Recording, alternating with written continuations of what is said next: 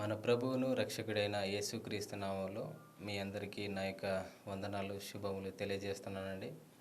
ప్రియులారా, ఈరోజు మనం ఎక్కడ చూసినా క్రిస్మస్ సీజన్. ప్రపంచం అంతా బాగా అంగరంగ వైభవంగా జరుపుకుంటుంది. అయితే ఈ క్రిస్మస్ ఎన్ని రకాలు? చాలా రకాలు. నా చిన్నప్పుడు నాకు క్రిస్మస్ మాత్రమే తెలుసు. కానీ పెరుగుతూ ఈరోజు ఎన్ని క్రిస్మస్లు అంటే సెమీ క్రిస్మస్, యూత్ క్రిస్మస్, స్త్రీల క్రిస్మస్, చిల్డ్రన్ క్రిస్మస్, ఇలా ఎన్నెన్నో పేర్లతో క్రిస్మస్ని జరుపుకుంటున్నారు. అయితే నేను గమనించినటువంటి విషయం ఏంటంటే,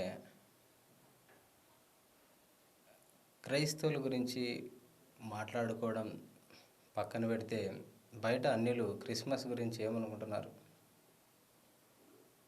ఆలోచించామా? బయట క్రిస్మస్ గురించి ఏమనుకుంటున్నారు అంటే, క్రీస్తు కంటే ఎక్కువగా ఒక ఆయన బాగా ఫేమస్ అవుతున్నాడు, శాంటా క్లాస్ అనేసి. అంటే ఈ ప్రపంచానికి క్రీస్తు కంటే దాని బిహైండ్ ఎవరున్నారు, అవన్నీ ఎవరికి అంత ఆసక్తి లేదు, తెలుసుకోవాలన్నటువంటి ఉద్దేశము లేదు.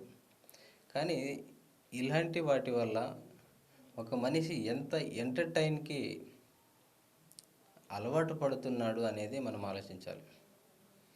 ఎందుకంటే ఈ రోజుల్లో ఎలా అయిపోయింది క్రిస్మస్ అంటే, ఒకరోజు భక్తి శ్రద్ధలతో ప్రారంభించారో ఏమో తెలియదు, కానీ ఈ రోజుల్లో మనం కనుక ఆలోచిస్తే చాలా భయంకరమైనటువంటి పరిస్థితి. ఈరోజు సోషల్ మీడియాలో కూడా అంతే, చిందులేయడం, నాట్యం ఆడడం, అంత మాత్రమే కాదు, భయంకరమైనటువంటి అల్లరితో కూడినటువంటి యాక్టివిటీస్ అన్నీ చేస్తూ ఉంటారు. ప్రియులరా, ఇవన్నీ ఎంతవరకు కరెక్ట్ అనుకోవచ్చు? ప్రతి దాన్ని విమర్శించడమే వీళ్ళ యొక్క పని అని అనుకోవచ్చు. కానీ మనం చేస్తున్నది ఎంతవరకు వాక్యానికి అనుకూలంగా ఉంది అనేది ఆలోచించడం అనేది చాలా ఇంపార్టెంట్ అన్నమాట. ఎందుకంటే మనుషులుగా చాలామంది ఎన్నెన్నో రకాలుగా మాట్లాడుతుంటారు. మనుషుల యొక్క ఒపీనియన్ మనం పక్కన పెట్టేయాలి. ఎందుకంటే మనుషులు మనల్ని కాపాడలేరు. మనల్ని కాపాడింది, మనల్ని పరలోకానికి నడిపించేది మన ప్రభువైన యేసుక్రీస్తు. ఆయన మాటలు మనకు ముఖ్యం కనుక ఆయన మాటల ద్వారానే మనం ఆలోచిద్దాం. ఎందుకు ఈ క్రిస్మస్, దేని గురించి ఈ క్రిస్మస్? బయట మనం ఆలోచిస్తుంటే ప్రియులరా, ఎలాంటి విషయాల్లో మనం చాలా ఎక్కువగా ఆసక్తి చూపిస్తున్నాము అంటే, అన్నీ శరీర సంబంధమైన వాటి గురించే. నేను ఒక ప్రశ్న అడగాలనుకుంటున్నాను. క్రిస్మస్ అంటే కేకులు ఉంటాయి, మంచి సరదా, మంచి పాటలు, ఉజ్జీవంతో కూడినటువంటి పాటలు, కొంచెమే వాక్యం. ఇది క్రిస్మస్కి వచ్చినటువంటి సంఘస్థులు ఉపవాస ప్రార్థనలు పెట్టండి చూద్దాం, వస్తారా? ఆల్ నైట్ ప్రేయర్ పెట్టండి చూద్దాం, వస్తారా? క్రిస్మస్ అనగానే ఎందుకు పిలవకున్నా అంతగా ఇదవుతున్నారు? ఎందుకు అంత ఎక్సైటింగ్గా, అంత ఫెస్టివల్ మూడ్ లాగా మనం సెలబ్రేట్ చేసుకుంటున్నాం? ప్రియులారా, ఆలోచిస్తే ఇవన్నిటిని గురించి ఈరోజు ఆత్మీయంగా మనం ఆలోచిద్దాం.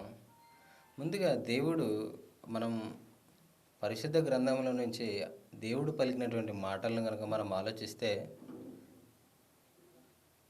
ఎవరు ముందుగా పండుగలు చేయమని చెప్పారు అంటే ఇశ్రాయేలీయులను ఎన్నుకున్నటువంటి దేవుడు వారికి పండుగలను ఆచరించమని చెప్పాడు. నిర్గమకాండము 23వ అధ్యాయము 14 నుంచి 17 వరకు చదువుకుందాం. సంవత్సరమునకు 3 మారులు నాకు పండుగ ఆచరింపవలెను. పులియని రొట్టెల పండుగ ఆచరింపవలెను. నేను నీకు ఆజ్ఞాపించినట్లు అబీబు నెలలో నీవు ఐగుప్తులో నుండి బయలుదేరి వచ్చితివి గనుక ఆ నెలలో నియామక కాలమందు 7 దినములు పులియని రొట్టెలను తినవలెను. నా సన్నిధిని ఎవడునూ వట్టి చేతులతో కనపడకూడదు.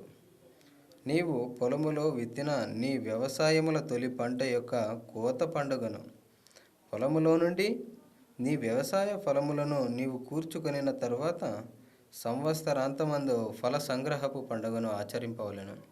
సంవత్సరమునకు 3 మారులు పురుషులందరూ ప్రభువైన యెహోవా సన్నిధిని కనబడవలెను. ప్రియులారా, సంవత్సరమునకు 3 మారులు నాకు పండుగలు ఆచరించాలి అనేసి దేవుడు చెప్పాడు. ఎందుకంటే దాని వెనకాల ఒక కారణం ఉంది. నేను ఇశ్రాయేలీయులను విడిపించాను, దానికి జ్ఞాపకార్థంగా. తర్వాత మీరు పండించేటువంటి పంట, అందులో కోతకాలం వస్తుంది కనుక అప్పుడు మీరు కూడా పండుగను ఆచరించాలి. తర్వాత సంవత్సరానికి 3 సార్లు ఖచ్చితంగా, 3 మారులు అన్నాడు అంటే 3 మారులు ఖచ్చితంగా అన్నమాట.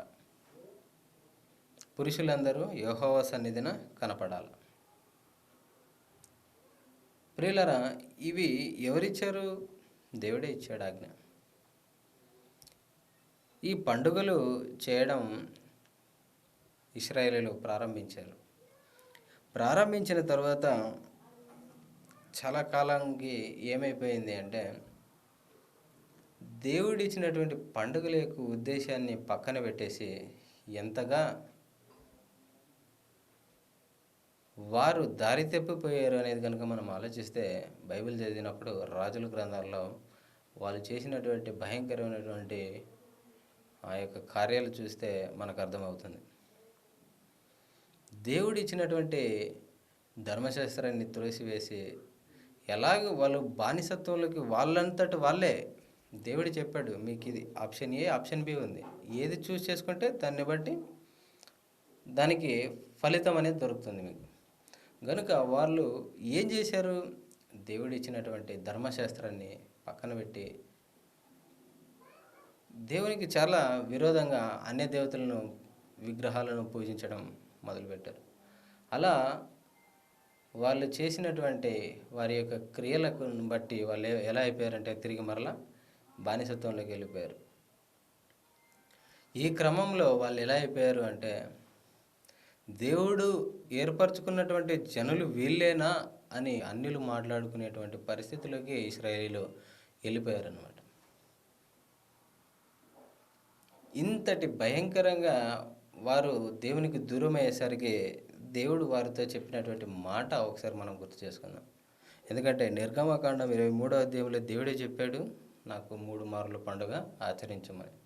అది ఎలా ఆచరించాలో అనేది మరలా నిర్గమకాండము 12వ అధ్యాయంలోనే ఉంటుంది. అంటే ఏ పండుగ ఏ కాలంలో ఎలా ఆచరించాలో దేవుడే చెప్పాడు. కాబట్టి దేవుడు పండుగను ఆచరించమని చెప్పాడు కనుక తర్వాత కొంతకాలానికి వీరు చేస్తున్నటువంటి వీరి యొక్క నడవడిని గమనించిన దేవుడు ఏం చెబుతున్నాడు? ఆయన హోషేయ గ్రంథంలో చెప్పినటువంటి మాట ఒకసారి గుర్తు చేసుకుందాం. హోషేయ గ్రంథం 2వ అధ్యాయము 11వ వచనం. హోషేయ గ్రంథం 2వ అధ్యాయము 11వ వచనం. దాని ఉత్సవ కాలములను, పండుగలను, అమావాస్యలను, విశ్రాంతి దినములను, నియామక కాలములను మాన్పింతును అంటున్నాడు. ఎవరికి ఇచ్చాడు ఉత్సవ కాలాలని? మీరు దీని ద్వారా ఉత్సహించండి అని ఎవరికి ఇచ్చాడు? ఎవరికి చెప్పాడు? మీరు పండుగలు ఆచరించమని ఎవరితో చెప్పాడు దేవుడు? మీరు అమావాస్యలను, విశ్రాంతి దినాలని ఇవన్నీ పాటించమని ఎవరు చెప్పారు? దేవుడు ఇశ్రాయేలుతో కథ చెప్పాడు. ఆ ఇశ్రాయేలుకు అంటున్నాడు, దాని ఉత్సవ కాలములను, పండుగలను, అమావాస్యలను, విశ్రాంతి దినములను, నియామక కాలములను నేను మాన్పింతును అంటున్నాడు దేవుడు. అంటే ఇక్కడ మనం ఒక విషయాన్ని గమనించాలి. దేవుడు అవునంటే అవును, కాదంటే కాదు. ఎప్పుడైనా అంటే మనుషుల్లాగా మాట మాట్లాడి సారీ బ్రదర్ అనుకోకుండా మాట్లాడాను కానీ వాస్తవం ఇది అనేటువంటి పరిస్థితి ఉండదు దేవునిలో. దేవుడు జ్ఞాన సంపన్నుడు. ఆయన నుండే జ్ఞానం పుట్టుతుంది, ఆయన నుండే శక్తి పుడుతుంది, ఆయన నుండే సర్వము పుడుతుంది. కాబట్టి ఆయన ఆలోచించకుండా మాట్లాడతాడు అని అనుకోవడం మన పొరపాటు. కనుక దేవుడు చెప్తున్నటువంటి మాట నేను మాన్పిస్తాను అంటున్నాడు. మాన్పుతాను, మాన్పెదను, మాన్పింతును. ఈ విషయాన్ని జాగ్రత్తగా మనం మన మనసులో భద్రపరుచుకుంటే, ఎందుకు ఈ విషయాన్ని దేవుడు మాన్పింతును అంటున్నాడు, ఎందుకు దేవుడు ఇవ్వాలి, మరలా తర్వాత దేవుడు ఎందుకు మరలా మాన్పింతునని చెప్పాలి, ఎందుకు, ఏం కారణం ఉంది అంటే అనుకోకుండా దేవుడు చెప్పడు కదా. ఏదో ఒక దాని వలన ఏదో ఒక something behind that something is జరిగింది. అందుకనే ఒక విషయాన్ని మనం ఆలోచిస్తే ఆమోసు గ్రంథం 5వ అధ్యాయము 21వ వచనం నుంచి, మీ పండుగ దినములను నేను అసహ్యించుకొనుచున్నాను, వాటిని నీచముగా ఎంచుచున్నాను. మీ వ్రత దినములలో నాకు కలుగు వాసనను నేను ఆగ్రహింపనొలను. నాకు దహన బలులను నైవేద్యములను మీరు అర్పించినను నేను వాటిని అంగీకరింపను. సమాధాన బలులుగా మీరు అర్పించు క్రొవ్విన పశువులను నేను చూడను. మీ పాటల ధ్వని నా యుద్ధ నుండి తొలగినీయుడి. మీ స్వరమండలముల నాదము వినుట నాకు మనస్సు లేదు అంటున్నాడు. ఎందుకు ఇవన్నీ? ఒకప్పుడు దావీదు ఇవన్నీ అంగరంగ వైభవంగా చేశాడు. కానీ ఎప్పుడైతే ఆమోసు గ్రంథానికి వచ్చేసరికి దేవుడు అంటున్నాడు, నాకు అసహ్యం వచ్చేసింది, మీరు చేస్తున్నటువంటి పండుగలను గురించి నాకు అసహ్యం వస్తుంది అంటున్నాడు. అవి చాలా నీచంగా నాకు కనబడుతున్నాయి అంటున్నాడు. మీ వ్రత దినములలో కలుగు వాసనను నేను ఆగ్రహింపనలను అంటున్నాడు. నాకు దహన బలులను మీరు అర్పించినను, నైవేద్యములను అర్పించినను నేను వాటిని అంగీకరింపను. సమాధాన బలులుగా మీరు అర్పించు క్రొవ్వున పశువులను నేను చూడను. మీ పాటల ధ్వని నా యుద్ధ నుండి తొలగనీయుడి. మీ స్వరమండలముల నాదము వినుట నాకు మనస్సు లేదంటున్నాడు. చూడండి, ఎందుకు ఇంతగా దేవుడు అసహించుకునేలా ఆ యొక్క విషయం జరిగింది అనేది ఆలోచిస్తే, ఏదో జరిగింది. ఒకప్పుడు ఇంపైన సువాసనను యెహోవా ఆగ్రహించెను అని కనపడుతుంది బైబిల్లో, నోవాహును గురించినటువంటి సందర్భంలో. ఆమోసు గ్రంథంలో వచ్చేసరికి నాకు మనస్సు లేదు అంటున్నాడు దేవుడు.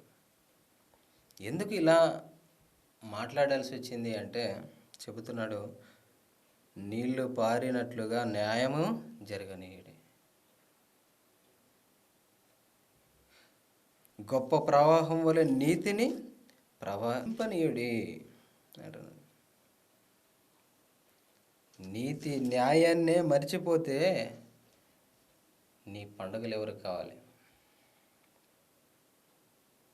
నీతే లేదు, న్యాయమే లేదు, కానీ పండుగలు జరుపుతారా? నీలో నీతి లేదు, న్యాయము లేదు, నాకు పాటలు పాడుతావా? నీలో నీతి లేదు, న్యాయము లేదు, నాకు దహన బలులను సమాధాన బలులను అర్పిస్తున్నావా? వద్దు అంటున్నాడు దేవుడు. నాకొద్దు.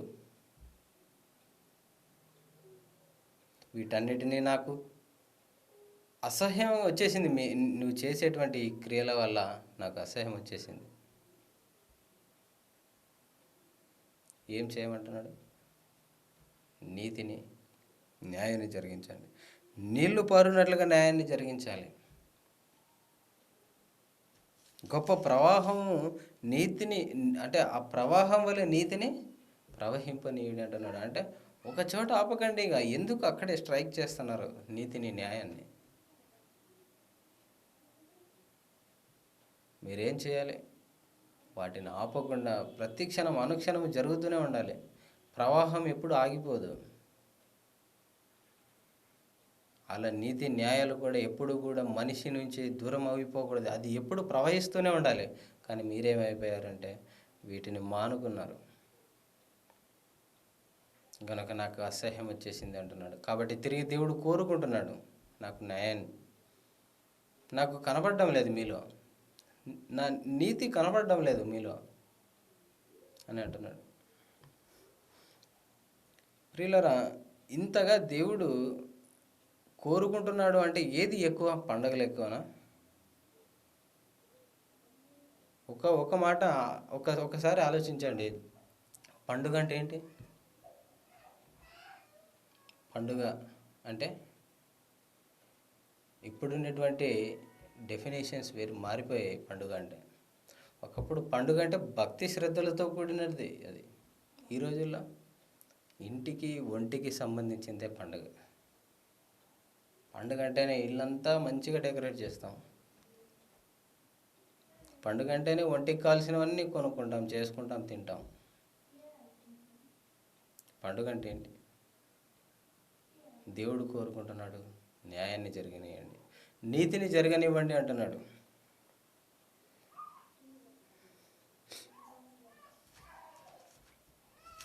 దేవుడు ఇచ్చిన పండుగలనే చేసుకోవద్దు అని అంటుంటే నీకు ఎక్కడ కనపడింది క్రిస్మస్ అంటే? క్రిస్మస్ అంటే ఏంటంటే, నేను గ్రహించినటువంటి విషయం, క్రిస్మస్ అనగానే క్రీస్తు జన్మించిన దినాన దేవుణ్ణి ఆరాధించడం. క్రీస్తు పుట్టిన రోజున దేవుణ్ణి ఆరాధించడం. ఎవరెవరు ఆరాధించారు?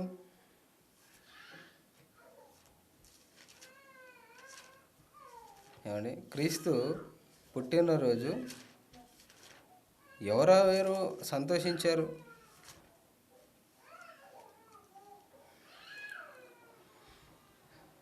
లూకాసు వార్త 2వ అధ్యాయంలో 11వ వచనం నుంచి 14 వరకు చదువుకుందాం. దావీదు పట్టణమందు నేడు అంటే 2023 కాదు, ఆయన భూమి మీదకి వచ్చిన రోజు, ఆయన మరియమ్మ గర్భము నుండి బయటికి వచ్చిన రోజు, మీ కొరకు రక్షకుడు పుట్టి ఉన్నాడు, ఈయన ప్రభు అయిన క్రీస్తు.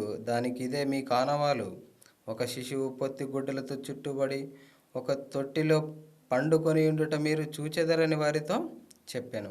వెంటనే పరలోక సైన్య సమూహము ఆ దూతతో కూడా నుండి సర్వోన్నతమైన స్థలములలో దేవునికి మహిమయు ఆయనకిష్టులైన మనుష్యులకు భూమి మీద సమాధానమును కలుగునుగాక అని దేవుని స్తోత్రము చేయుచుండెను. ఆ రోజు యేసు ప్రభు ఈ భూమి మీదకి వచ్చిన రోజున దేవదూతలందరూ దేవుణ్ణి స్తోత్రం చేశాయి, దేవుణ్ణి ఆరాధించాయి. ప్రియులారా, ఆలోచిస్తే ఇంకొక సన్నివేశం కూడా కింద జరిగింది. గొర్రెల కాపరులు వచ్చారు. ముందు దేవదూతలు వస్తే తర్వాత గొర్రెల కాపరులు వచ్చారు. వచ్చిన తర్వాత ఆ 20వ వచనంలో అంటున్నాడు ఆ గొర్రెల కాపరుల గురించి, అంతటా గొర్రెల కాపరులు తమతో చెప్పబడినట్టుగా తాము విన్న వాటిని కన్న వాటిని గూర్చి దేవుని మహిమపరచు స్తోత్రము చేయుచు తిరిగి వెళ్ళిరి అంటున్నాడు. అంటే క్రీస్తు పుట్టిన రోజున దేవుణ్ణి ఆరాధించారు. అది జరిగింది బైబిల్లో. మరి ఈరోజు ఎంత డెఫినేషన్ ఎలా మారిపోయింది అంటే, క్రీస్తు ఆరాధన అంటే క్రీస్తునే ఆరాధిస్తావా? పుట్టిన ఆయన్ని ఆరాధించారా? అక్కడ ఆయన పుట్టించినందుకు దేవుణ్ణి ఆరాధించారా? ప్రియులారా, ఆలోచించండి. ఎందుకు అంటే క్రిస్మస్ అనేటువంటి పదము బైబిల్‌లో లేకపోయినప్పటికీ ఆరాధిస్తున్నారు. అంటే క్రీస్తుని ఆరాధిస్తున్నారు. ఇవన్నీ ఎలా ఎక్కడి నుంచి వచ్చాయి? ఈ పద్ధతులన్నీ, ఈ సాంప్రదాయాలన్నీ ఎవరివి? ఆలోచించారా? దేవుడు తన స్వయాన అంటే తన ధర్మశాస్త్రం ద్వారా ప్రజలకు ఇచ్చినటువంటి ఆజ్ఞారూపకమైనటువంటి పండుగలనే మాన్పింతునని చెప్పినప్పుడు బైబిల్లో లేని కనబడని వీటిని గురించి నువ్వు చేయడానికి ఎంత ఆసక్తి చూపిస్తున్నావు? దేన్ని చూసుకొని అంత ధైర్యం మనకు?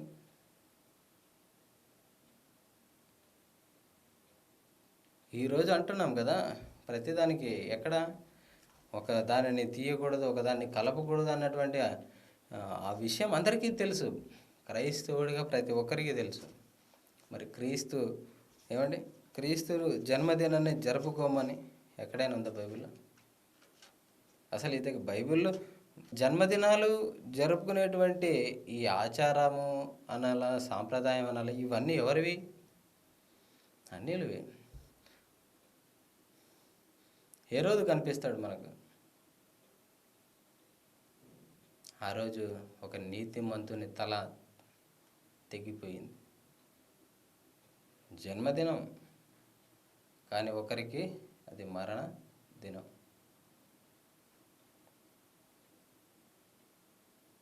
ఆలోచించండి. బైబిల్లో లేని వాటిని జరుపుకోవడానికి ఎంతో ఉత్సాహం, ఎంతో. ఇంకొకటి ఏంటంటే బయట వాళ్ళు అడుగుతున్నారు కాబట్టి, అంటే అన్యులు క్రైస్తవేతరులు ఈ పండుగ గురించి అడుగుతున్నప్పుడు మనం వీటిని చెప్పడానికి, అంటే ఎలాగైనా సరే నేను చేసేది అది కరెక్ట్, నేను చేసేది అంటే సత్యము అని చెప్పుకోవడానికి ఎంత తాపత్రయపడుతున్నారు క్రైస్తవులు. అడుగుతారు, క్రీస్తు డిసెంబర్ 25న పుట్టాడు అని ఒకరు ఎన్ని చూస్తున్నాం అంటే ఎన్నో రకాలుగా ఎక్స్ప్లెనేషన్స్ ఇస్తున్నారు అనమాట. అంటే మేము చేస్తున్నది వాస్తవము, రైట్ అని చెప్పుకోవడానికి ఒక్కొక్కరు ఒక్కొక్క రకంగా. కానీ బైబిల్లో చూపించగలరా? బైబిల్లో నుంచి చూపించగలరా? చూపించలేరు. చరిత్రను ఆధారం చేసుకుంటారు. దేని గురించి? దేవుడు చెప్పని, దేవుడు చేయమని చెప్పని వాటిని చేసుకోవడానికి నువ్వు చరిత్రని తీసుకుంటున్నావు అంటే ఆజ్ఞ అతిక్రమం కాదా? కాబట్టి దేవుడు ఇచ్చిన ఆజ్ఞలనే, అంటే ఇచ్చిన పండుగలనే మాన్పేస్తాను అన్నప్పుడు మరి తర్వాత గలతీలో కొంతమంది చేయడానికి ప్రయత్నం చేశారు. ఆ విషయాలు ఒకసారి ఆలోచిద్దాం. గలతీ పత్రిక 4వ అధ్యాయం. గలతీ పత్రిక 4వ అధ్యాయం. యేసు వచ్చాడు, యేసు మన కోసం మరణించి సమాధి చేయబడి తిరిగి లేపబడ్డాడు. ఇదంతా జరిగిన తర్వాత కూడా ఆయన తిరిగి దేవుని కుడి పార్శ్వమున ఆసీనుడై ఉన్నప్పటికీ వీళ్ళు ఏమైపోయారంటే ధర్మశాస్త్ర సంబంధమైనటువంటి పండుగలను, అమావాస్య దినాలని, ఈ నియామక కాలాలన్నింటినీ ఆచరించడానికి వీళ్ళు సిద్ధపడిపోయేసరికి పౌలు వారిని అంటే గమనించి చెబుతున్నటువంటి మాట ఏంటంటే 4వ అధ్యాయం 8వ వచనం నుంచి 11వ వచనం వరకు చదువుతాం. ఆ కాలమందైతే మీరు దేవునిని ఎరగని వారై నిజమునకు దేవుళ్ళు కాని వారికి దాసులై ఉంటరి గాని ఇప్పుడు మీరు దేవునిని ఎరిగిన వారును మరి విశేషముగా దేవుని చేత ఎరగబడిన వారునై ఉన్నారు గనుక బలహీనమే అయినవియు నిష్ప్రయోజనమైనవియునైనా మూల పాఠముల తట్టు మరలా తిరగనేలా అంటున్నాడు. ఏవి మూల పాఠాలు అంటే కింద చెప్తున్నాడు, మునుపటి వలె మరలా వాటికి దాసులై ఉండగోరనేలా మీరు దినములను, మాసములను, ఉత్సవ కాలములను, సంవత్సరములను ఆచరించుచున్నారు అంటున్నాడు. ఇవన్నీ ఆచరించడం వల్ల ఏమైపోతుంది? మీ విషయమై నేను పడిన కష్టము వ్యర్థమైపోవునేమో అని మిమ్మల్ని గురించి భయపడుచున్నాను. ఒక సంఘ కాపరి, అంటే ఆ సంఘాన్ని కట్టినటువంటి వ్యక్తిగా పౌలు చెబుతున్నాడు, నేను పడిన కష్టం వ్యర్థమైపోతుందేమో, నాకు భయం వేస్తుంది అంటున్నాడు. ఎవరి కోసం? మిమ్మల్ని అందరినీ క్రీస్తుని వద్దకు నడిపించడానికి, మీ ఎదుట క్రీస్తును అంటే దేవుని కుమారుడిగా నిరూపించడానికి నేను ఎంత కష్టపడ్డాను. కొరింథీ పత్రికలో చెప్తాడు, 2వ పత్రికలో. ఎన్ని దిగంబరత్వంతోనూ, ఆకలి దప్పులతోనూ, ఆపదల్లోను, నదుల వలనైన ఆపదలను, సముద్రం వలనైన ఆపదలలోను, ఆ, సొంత స్వజనుల వలనైన ఆపదలలోను ఎన్ని ఇబ్బందులు. ఇవన్నీ దేనికోసం అంటే వీళ్ళందరినీ కూడా క్రీస్తునొద్దకు నడిపించాలి. మీరందరూ ధర్మశాస్త్రం కింద ఉన్నారు కదా. అయితే ఏ ధర్మశాస్త్రం అయితే చెప్పిందో ఎవరి కొరకు ఎదురు చూడమని ఆయన వచ్చేసాడు కనుక మీరు ఇదిగో ఇక యేసుకు లోబడండి, యేసును అంగీకరించండి, యేసును ప్రభువుగా స్వీకరించండి, నోటితో ఒప్పుకోండి అని అటు అన్యజనులకు ఇటు యూదులకు ప్రయాసపడ్డాడు. యూదులకు చెప్పేది చెప్పాడు. ఇక చివరికి వాళ్ళు మారరు అని తెలిసి అయినప్పటికీ హృదయంలో వాంఛ కలిగి అన్యజనులకు సువార్త ప్రకటించి ఎంతో కష్టపడి వారిని అందరినీ ఇదిగో క్రీస్తు యొక్క బలియాగాన్ని ఎక్స్ప్లెయిన్ చేసి వాళ్ళని అందరినీ తిరిగి క్రీస్తు యుద్ధకు నడిపిస్తే తిరిగి వాళ్ళు ఏమైపోయారంటే మరలా దినాలని సంవత్సరాలని ఆచరిస్తూ వెళ్ళిపోయారు అనమాట. కాబట్టి పౌలు భయపడ్డాడు వారి గురించి. ప్రియులారా, ఆలోచించండి, ఎందుకు ఇవి ఆచరించొద్దు, వీటి వల్ల నేను పడిన ప్రయాసం వ్యర్థమైపోతుందని ఎందుకు చెప్తున్నాడు అంటే దానివల్ల నష్టం ఉందంటున్నారా, లాభం ఉందంటున్నారా చెప్పండి. పౌలు అంతటి వాడే భయపడుతున్నాడు అంటే ఈరోజు ఏమాత్రం భయము భక్తి లేకుండా ఎన్ని క్రిస్మస్లు అండి. ఒకప్పుడు క్రిస్మస్గా ఉండేదాన్ని ఈరోజు semi Christmas, pre Christmas, youth Christmas, girls Christmas, women's Christmas, men's Christmas, children Christmas. అంటే చేసుకోవడానికి ఎంతగా అంటే మనకు నచ్చినది మన ఉద్దేశాలను నెరవేర్చుకోవడానికి అవసరమైతే దేవుని ఆజ్ఞలను కూడా నిరాకరిస్తాం. ఆ మాట బాగుంటుంది, చదువుకుంటే ఈ సందర్భంలో మనకి కనువిప్పు కలుగుతుంది. మార్కు సువార్త 7వ అధ్యాయం, మార్కు సువార్త 7వ అధ్యాయం 6వ వచనం నుంచి. అందుకైన వారితో ఇలాగ చెప్పాను, ఈ ప్రజలు పెదవులతో నన్ను ఘనపరచుదురు గాని వారి హృదయము నాకు దూరముగా ఉన్నది. వారు మానవులు కల్పించిన పద్ధతులు దేవోపదేశములని బోధించుచు నన్ను వ్యర్థముగా ఆరాధించుదురు అని వ్రాయబడి ఉన్నట్టు వేషధారులైన మిమ్మల్ని గూర్చి యెషయా ప్రవచించినది సరియే. ఎందుకు సరియే అంటున్నాడు? ఇదిగో ఏం చేస్తున్నారు, మీరు దేవుని ఆజ్ఞను విడిచిపెట్టి మనుషుల పారంపర్యాచారమును గైకొనుచున్నారు. మరియు ఆయన మీరు మీ పారంపర్యాచారమును గైకొనుటకు దేవుని ఆజ్ఞను బొత్తిగా నిరాకరించుదురు అంటున్నాడు. చూసారా, ఇవన్నీ ఎవరివి? క్రిస్మస్ అనేటువంటి ఈ యొక్క ఆచారం ఎవరిది, ఎక్కడిది? దేవుని ఆజ్ఞనే బొత్తిగా నిరాకరించారు. ఆయన మరణమును ప్రచురించుదురు అన్నటువంటి ఆజ్ఞ ఉంది, అది లేదు. ఆయన జన్మని ప్రచురిస్తారు. ఏది ఇంపార్టెంట్? దేనివల్ల లోకానికి మేలు జరిగింది? ఆయన మన కోసం శిలువలో కార్చిన రక్తం ద్వారానే కదా మనకు ఈరోజు పాపక్షమాపణ. ఆయన శిలువలో చేసినటువంటి త్యాగం వల్లనే కదా మనకి ఈరోజు రక్షణ. ఆయన మన కోసం మరణించడం ద్వారానే కదా ఈరోజు మనకు జీవితం. ప్రియులారా, ఆలోచించండి, ఏది ముఖ్యమైనది, ఏది అవసరమైనది, ఏది చేయమని చెప్పాడు దేవుడు? క్రీస్తు ద్వారా దేవుడు ఇచ్చినటువంటి ఆజ్ఞ ప్రభువు వచ్చే వరకు ఆయన మరణాన్ని ప్రచురించాలంటే దీన్ని చేయండి. దీనికి ఎవడు రాడు, దీనికి ఎవ్వరూ రారు. ఈరోజు ప్రభువు వల్ల ఏమంటున్నాం, ప్రభువు రొట్టెలో పాలు పంచుకోండి అంటే ఆ రోజు ఆదివారం వచ్చేవాడు కనపడాడు బయట. ఒక్కొక్కరు ఒక్కొక్క రీజన్స్ చెప్తూ ఉంటారు, రారు అసలు. నిన్ను ఎవరు పిలవకపోయినా, నిన్నెవరు అంటే దాని గురించి నీతో ఎవరు మాట్లాడకపోయినా, నీ అంతటా నీవే డిసెంబర్ రాగానే ఎంతో భక్తి, ఎంతో వినయం ఆ నెలలో కనపరుస్తున్నావు అంటే ఎవరు ఇచ్చినటువంటి భక్తి ఇది? నకిలీ భక్తి.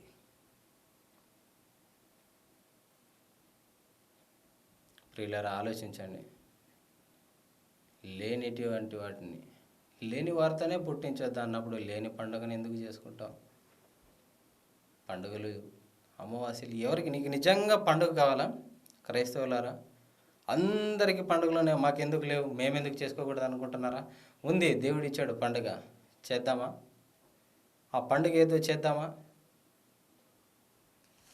కొరింథీయులకు రాసినటువంటి మొదటి పత్రిక. ఈ పండుగ చేద్దాం. మనం చనిపోయేంత వరకు ఈ పండుగ చేయాలి.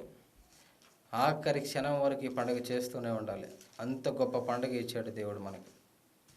కొరింథీయులకు రాసినటువంటి మొదటి పత్రిక 5వ అధ్యాయం 7వ వచనం నుంచి 8వ వచనం వరకు చదువుకుందాం.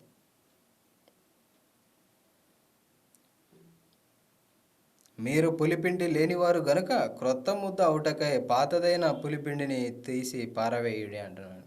ఎందుకంటే పులిసింది కొంచెం ఉంటే కూడా ఏమైపోతుంది?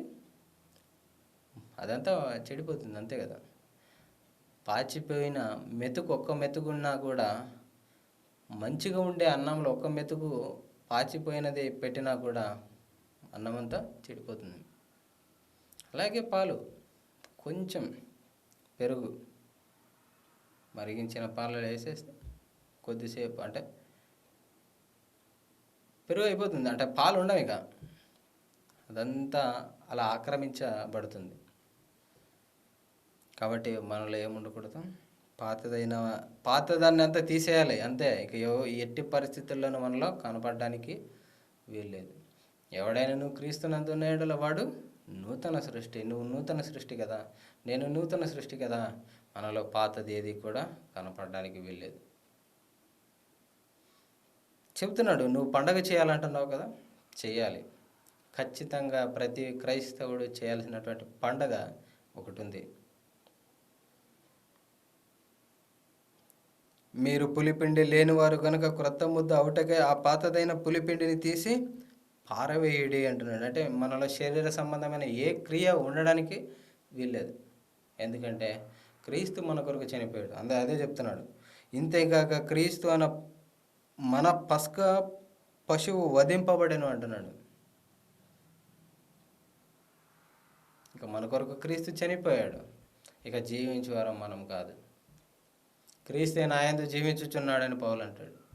కనుక పాతదైన పులిపిండితోనైనను దుర్మార్గతయు దుష్టత్వమును పులిపిండితోనైనను కాకుండా అంటున్నాడు. అంటే ఇంకా మన జీవితాలు ఎలా ఉండకూడదు, పాత సంబంధమైన శరీర సంబంధమైన వాటిని నెరవేర్చుకోవడంలో మనం ఇక ఎప్పుడు కూడా అంటే ఆసక్తి చూపడానికి వీల్లేదు. వాటిని మర్చిపోవాలంటున్నాడు. ఎట్టి పరిస్థితుల్లో మనకు కనబడకూడదు అవి అంటున్నాడు. నిష్కపటమును సత్యమునను పులియని రొట్టెతో పండుగ ఆచరిద్దాం. పస్కా పండుగ మనకుంది. అది ఎప్పుడు? సమయమందును అసమయమందును క్రీస్తును ప్రకటించాలి. పౌలు అన్నాడు, నా పరుగు కడముట్టించింది. నా పరుగు ఎక్కడి వరకు వచ్చింది? పండుగల్లో తేలియాడిపోయాం మనం. అసలు అంటారు కొంతమంది, చాలా రీజన్స్ ఉంటాయి. ఎప్పుడు చెప్పనటువంటి గొప్ప భాగ్యం ఇప్పుడు మాకు దొరికింది క్రీస్తుని గురించి. అందరు వస్తారు ఇదే సమయంలో అంటే సంవత్సరం అంతా దీనికోసం ఎదురు చూస్తూ ఉంటావు. అంటే నువ్వు జరుపుకోవడానికి రీజన్స్ వెతుక్కుంటున్నావు అన్నమాట. మనుషుల పెద్దల పారంపర్యాచారమును గైపుకొనుటకు దేవుని ఆజ్ఞను కూడా నిరాకరిస్తారు. లేని వాటిని నువ్వు చేయడానికి పూనుకుంటున్నావు అంటే ఆజ్ఞ అతిక్రమమే. ఇచ్చిన వాటిని గైకొనడం లేదు, కానీ లేని వాటిని గైకొనడానికి ఎంతో ఆసక్తి. ప్రియులారా, ఇది ఎంతవరకు వాస్తవం? కాబట్టి మనకు ఉంది పండుగ. ఆ పండుగ ఎలా ఆచరించమంటున్నాడు? నిష్కపటమును సత్యమునను పులిని రొట్టెతో పండుగ ఆచరిద్దాం. మన కొరకు ప్రభువు చనిపోయాడు. ప్రతిరోజు చెబుదాం పదా, ప్రతిరోజు ప్రకటిద్దాం. ప్రతిరోజు మన జీవితంలో మన ప్రవర్తన ద్వారా క్రీస్తును ప్రకటిద్దాం. క్రీస్తును ప్రకటించడానికి క్రిస్మస్సే రావాలా? ప్రియులారా, ఆలోచించండి. ఒక మాట గుర్తు చేసుకుంటుంటే, కొలస్సీ పత్రిక 2వ అధ్యాయంలో ఆ మాట ఉంది. 16వ వచనం నుంచి చదువు. కొలస్సీలకు రాసినటువంటి పత్రిక 2వ అధ్యాయం 16వ వచనం. కాబట్టి అన్నపానముల విషయంలోనైనాను, పండుగ అమావాస్య విశ్రాంతి దినములు అన్ని వాటి విషయంలోనైనాను మీకు తీర్పు తీర్చని ఎవరికి అవకాశం ఇవ్వకుడి అంటాడు. బయటవాడేమో కేకలేసి అడుగుతున్నాడు, చూపించని. ఇవన్నీ అనవసరం. మనం క్రీస్తుని గురించి ప్రకటించాలి. క్రీస్తు మన కోసం ప్రాణం పెట్టాడు, ఆయన మరణించి సమాధి చేయబడి తిరిగి లేపబడ్డాడు, దేవుడు ఆయన్ని ప్రభువుగా నియమించాడు, దీన్ని నమ్మండి, యేసు దేవుని కుమారుడు అని విశ్వసించండి అని ఇలా సువార్త ప్రకటించుకుంటూ చెప్పుకుంటూ అనేకులను క్రీస్తు యొద్దకు నడిపించాల్సింది పోయి మనం కూడా ఒకడు తానా అంటే మనం కూడా తందానా అని ఇదిగో లోకమంతా కూడా తాగి తూలనాడుతున్నట్టుగా పండగల్లో మునిగిపోతున్నారు. పండగలో ఇవన్నీ శరీర సంబంధమైన పండుగలు కనుక దండగా, ఇవన్నీ ఆత్మ సంబంధమైనటువంటి పండుగ చేయమన్నాడు. అది నిష్కపటమును సత్యము అని వాటితో చేయండి అన్నాడు. దుర్మార్గము దుష్కార్యము ఇవన్నీ మనలో ఉండడానికి లేదు. అదే నిజమైన పండుగ అంటున్నాడు. అదే పస్కా పండుగ అంటున్నాడు. ఈరోజు నీకు నాకు ఉన్నటువంటి పండుగ మనలో సత్యం ఉండాలి, మనలో నిష్కపటం ఉండాలి. దేవుడు కోరాడు ఎన్నో సంవత్సరాల క్రితం, న్యాయాన్ని జరిగించండి, నీతిని జరిగించండి, ప్రవాహము వెళ్ళినట్లుగా ఆ నీతి న్యాయాలు వెళ్ళాలి అనేసి దేవుడు కోరుకుంటుంటే ఇది ఇది ఇది చేయండి పండుగ, ఇది చేద్దాం పండుగ. మనం ఇది కదా మనం కోరుకున్న, మన తండ్రి కోరుకున్న, మన పరలోకపు తండ్రి కోరుకున్నటువంటి పండుగ. దీన్ని పక్కన పెట్టేసాం మనం. పెద్దల పారంపర్యాచారాలు, అన్ని ఆచారాలు క్రైస్తవులకు ఎప్పుడో వచ్చాయి. మనం అనుకుంటాం క్రైస్తవులకు వచ్చిన తర్వాత అవేం ఉండకూడదని. ఆల్రెడీ మనం చేస్తున్నాం, గమనించడం లేదు మనం, అంతే ఆలోచించడం లేదు మనం వాక్యానుసారంగా. దేవుడు కోరినటువంటి పండుగ యేసుక్రీస్తును ప్రకటించడం, నీతి న్యాయాలు జరిగించడం, మనలో సత్యము ఉండడం, నిష్కపటం ఉండడం మనలో, ఆ రోజే అసలైన పండుగ మనకు. ఇది ఎప్పుడు, అందుకని అంటాడు పౌలు, అంటాడు ఎల్లప్పుడూ ప్రభువునందు ఆనందించండి. నువ్వు బట్టలు వేసుకోవడంలో ఆనందిస్తే బట్టలు ఒకరోజు చినిగిపోతాయి, నీ ఆనందం చెరిగిపోతుంది. అదే మన హృదయానికి, మన ఆత్మకు పరిశుద్ధత, నీతి, న్యాయము, నిష్కపటము, ఏమంటే సత్యము, ఇవన్నీ మనలో ఉంటే మనం ఉన్నంతకాలం మనకు పండగ. మనలో నీతి చనిపోయేంత వరకు ఉందనుకో, మనకి చనిపోయేంత వరకు పండగే మనకి.